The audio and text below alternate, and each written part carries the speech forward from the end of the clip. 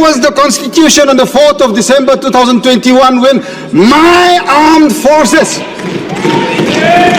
special forces of the 21 special force paras, they killed 6 civilians who had gone to work in coal mines, coming back home to their families. My Prime Minister, someone who this nation believes, someone who I also wish to believe, why is it that till date he is not answerable to the people of Manipur? Why? Is it too much? Are we not a part of this nation? I ask you. Mr. Chairman, sir, thank you.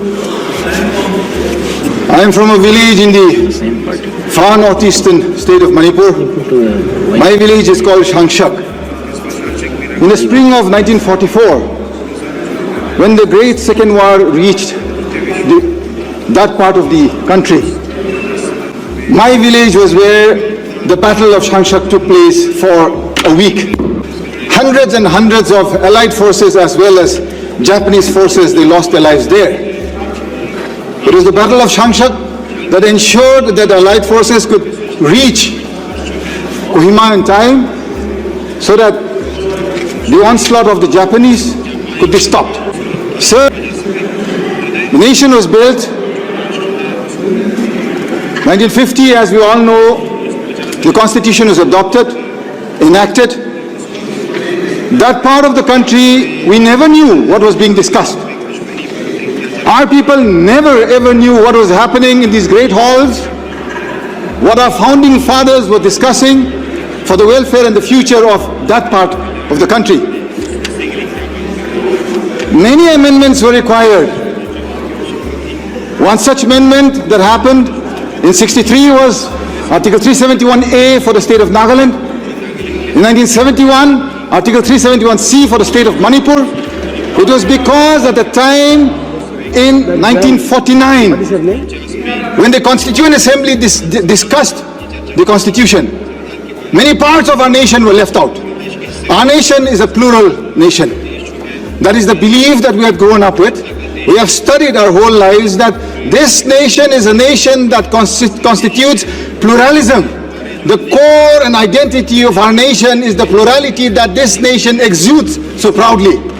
Why is it today? I have seen many eloquent speakers.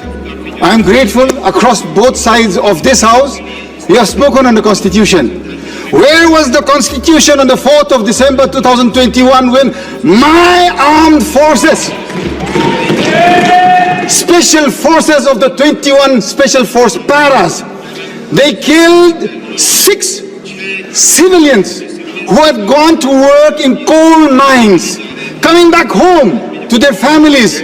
Because you had cut down the budget for Narega, they did not have a source of income that they had to go and work in the coal mines on the way back. The best of our forces, the 21 SF, they mowed down 6 unarmed civilians.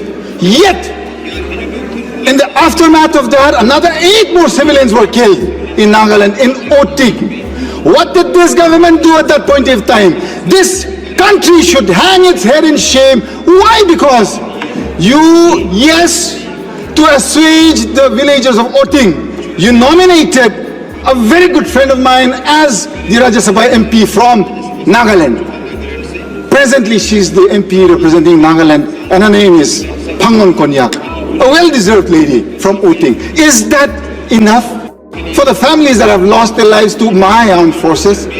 Did not this nation and this people and this house at least stand up in unison condemning that? At least I expected our Raksha Mantri to have stood up and said that we owe responsibility to whatever wrong happens, and it is our own people that we have assassinated, and for that we mourn. Till date, that is missing. Are we not a part of this nation? I ask you, Speaker Sir. Mr. Chairman, 3rd of May 2023, I need not remind this house or this nation what happened in my state of Manipur. What has been happening for the last 19 months? The last time I got to speak in this August house, I very clearly said, as a citizen of this nation and as a family that has contributed in building this nation, it is my right to ask for justice.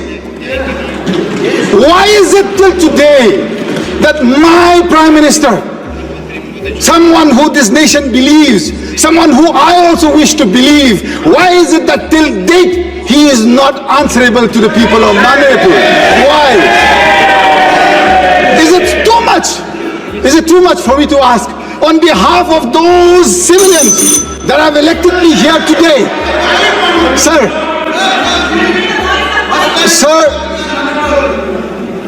Mr. Chairman, sir, those children, those women across communities, they have lost their lives.